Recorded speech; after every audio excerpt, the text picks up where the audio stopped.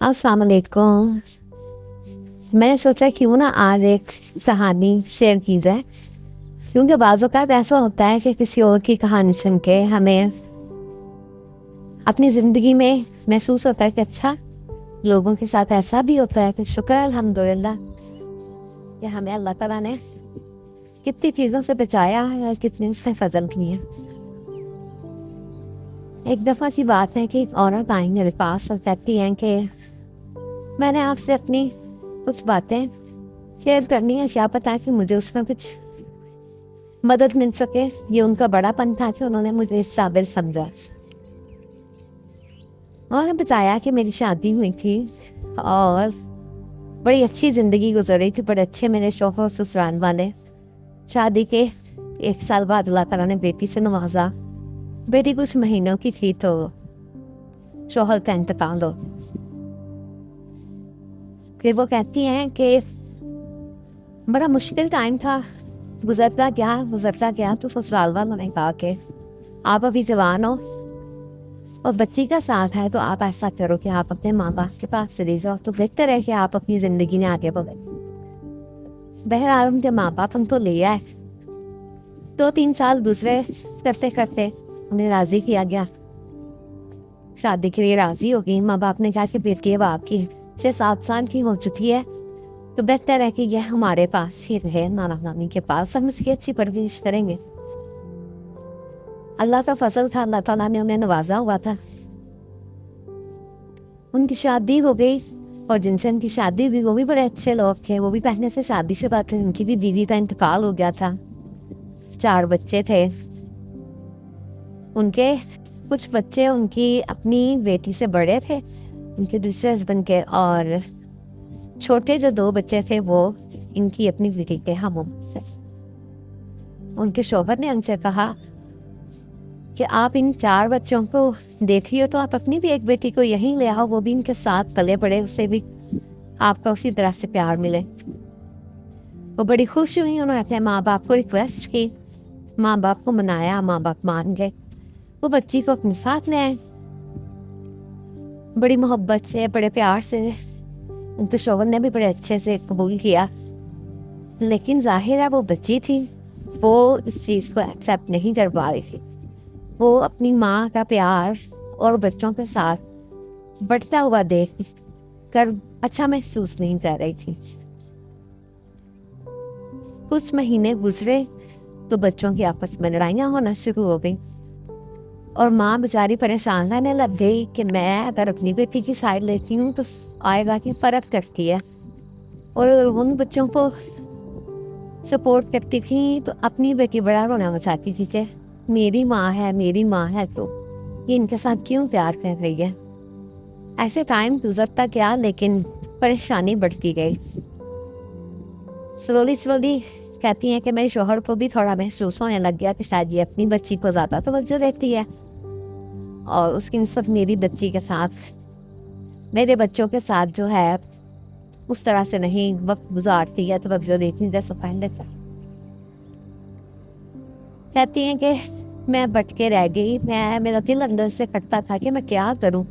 मैं उन बच्चों को भी माँ का प्यार उतना ही देना चाहती हूँ जितना कि अपनी बच्ची को, और अपनी बच्ची के साथ भी उसी तरह से प्यार करना चाहती हूँ, लेकिन बच्ची थी, छोटी थी, वो इन चीज़ों को नहीं समझ पा रही थी। उसको सिर्फ अपनी सारी पूरी माँ चाहिए थी। बहरहाल नाना नानी ने फिर यही फैसला किया कि बच्ची को हमारे पास रहने दो, तुम अपनी ज़िंदगी गुजारो, ज़िंदगी में आगे बढ़ो। फिर उनका जो था दिल मानता तो नहीं था, लेकिन मजबूर होके उन्होंने फिर अपने माँ बाप की बात मान ली। फिर बच्ची को नाना नानी के पास छोड़ दिया और बच्ची फिर अफसुर्दा हुई, लेकिन रह गई। ऐसे ही करते करते बच्चे बड़े होते गए। उन्होंने अपने दूसरे हस्बैंड के 2 बेटों की शादी कर दी। बेटियां थीं, उनकी जो बेटी थी पहले शौहर से वो आती जाती रहती थी, लेकिन वो माँ को अच्छा नहीं समझते थे। उन्होंने मुझसे ये सारी बात शेयर की और फिर उसके बाद उनकी बेटी से वैसे ही सरसरी मेरी 1-2 जगह तो मुलाकात हुई थी, तो वो बड़े उसको मैं प्यार से मिली, या जो भी उसको कुछ अपनायत लगी उसकी माँ ने कहा कि आज जो मैं तुम्हें उनके पास लेके जाती हूँ तो हम मिल के आते हैं। वो अपनी बेटी को मेरे पास छोड़कर कुछ घंटों के लिए चली गई और साथ मुझे कहा कि इसकी दिल की बात जानने की कोशिश करो। इसके रिश्ते आ रहे हैं, तब वो 18-19 साल की हो चुकी थी। हम इसका रिश्ता करना चाह रहे हैं लेकिन ना ये मानती है और मेरे साथ भी इसकी रंजिश है ही है। दिन से बात को नहीं खत्म कर रही, कोई भी बात करते हैं तो रोने लग जाती है। तो आप अगर हमारी कुछ मदद कर सकती हो, अगर ये आज कोई बात शेयर करती है। बहरहाल फिर वो बैठी मेरे साथ, मैंने उससे पूछा कैसी जिंदगी गुजर रही है, क्या पढ़ाई की। करते करते उसने मुझसे अपनी बातें शेयर करना शुरू की। कैसे मैं नाना नानी के पास रही, मेरी अम्मी ने मुझे अपने साथ नहीं रखा। मैंने उसे समझाया कि बेटा आपकी अम्मी तो आपको साथ लेके गई थी, लेकिन आप छोटी थी, आपकी समझ में वो चीजें नहीं आ सकती थी जो उस टाइम आपकी अम्मी फेस कर रही थी। उसे मैंने काफी समझाया। कहती है कि इससे तो अच्छा था कि मैं पैदा ही ना होती। मैंने कहा कि बेटा आपके माँ या आपके बाप को पता था कि आप पैदा होगे और उसके कुछ टाइम बाद जो है ना वो इस दुनिया से चले जाएंगे। हमारी काफ़ी लंबी बातचीत हुई, उसे काफ़ी समझाया, माँ की मजबूरियाँ बताई, लेकिन उसके अंदर इतनी कड़वाहट थी कि मैं बता नहीं सकती है। वो कहती थी कि मैं नहीं, मेरे से अभी भी जो है ना बर्दाश्त नहीं आता कि मेरी माँ उनके साथ जो है ना रह रही है और मैंने नहीं शादी ही नहीं करनी। अब शादी के बाद मेरे साथ भी वही कुछ हुआ जो मेरी माँ के साथ हुआ है। तो फिर मैंने कहा ये तो गैब के इल्म है, ये तो सिर्फ रब्बुल इज्जत जानता है, हम इंसान नहीं जानते। बहरहाल एक दफ़ा की मुलाकात ने कहा उसको चीज़ें समझ आनी थी। वो आती रही, जब वो आती थी अपनी माँ से मिलने तो मुझसे भी मिलती थी, बातचीत होती रही। बहरहाल समझाने से, शेयरिंग करने से उसको इतनी बात समझ में आ गई कि ज़िंदगी ऐसे नहीं गुजरनी, आगे तो बढ़ना पड़ेगा, शादी करनी पड़ेगी। मेरे रिश्ते नाना नानी भी बहुत बुजुर्ग हो चुके थे, शादी के लिए राजी हो गए। उसकी शादी हुई और फिर जब वो शादी के बाद माँ बनी और फिर उसको अपनी माँ की तकलीफ का, माँ की ममता का, माँ के रोने का, या माँ जो उससे इंतजार करती थी कि मैं तुमसे बहुत प्यार करती हूँ, तुमसे ज़्यादा अजीज मुझे कोई नहीं है दुनिया में, लेकिन वो इन चीज़ों को मानती नहीं थी। फिर उसे इन चीज़ों का एहसास हुआ और फिर वो माँ के पास लौटी, माँ से माफ़ी मांगी। फिर उसने माफ़ी भी मांगी, फिर उसने शुक्रिया भी अदा किया अपनी माँ का। उसने मेरा बहुत शुक्रिया अदा किया कि आपने मुझे बहुत समझाया या मैं आपकी वजह से शादी के लिए राजी थी। बताने का मकसद यह है कि समटाइम हम अपने माँ बाप की मजबूरियों को नहीं समझ पाते। हमें ये लगता है कि अगर वो हमें पाल नहीं सकते थे, हमारा ख्याल नहीं रख सकते थे, तो फिर हमें इस दुनिया में क्यों लाए। उनको दुनिया में भेजने वाला अल्लाह होता है और अल्लाह ने ही उनके पालने की और सी जिम्मेदारी ली होती है। लेकिन ये बात भी ठीक है कि माँ बाप एक ऐसा रिश्ता है, अगर इन दोनों रिश्तों में से कोई ना एक रिश्ता रहे और जो रह जाए वो अपनी ज़िंदगी में आगे बढ़े, तो बच्चों के लिए बहुत ज़्यादा मसाइब होते हैं। सबसे ज़्यादा सफ़र बच्चे ही करते हैं।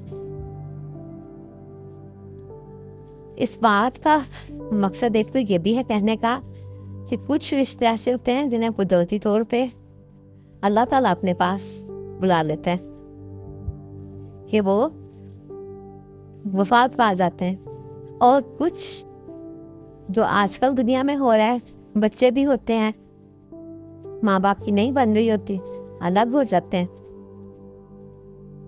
बच्चे धक्के खाते हैं, कभी माँ के पास, कभी बाप के पास। कभी माँ ने अगर शादी कर लिया तो मुसीबत, बाप ने कर लिया तो कोई खुशकिस्मत ही होता है कि कोई अच्छी माँ निकल आए।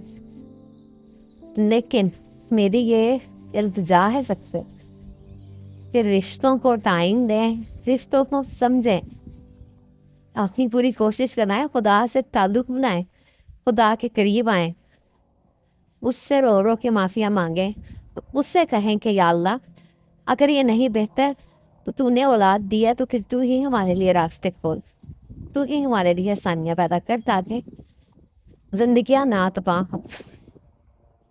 खूबियों और हामियों में से देखें कि किसका पलड़ा भारी है।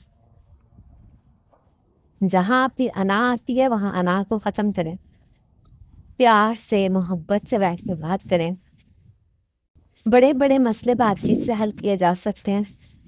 लड़ाइयों की बजाय बैठ के बात करें, अपनी लिमिट्स रखें, प्यार से एक दूसरे को समझाएं, एक दूसरे के लिए दुआ करें ताकि ये जो बच्चे खुदा ताला ने हमें दिए हैं, जो अपनी मर्जी से दुनिया में लाए हैं, वो किसी एक रिश्ते को तरसते हुए और रोते हुए ना रह जाए।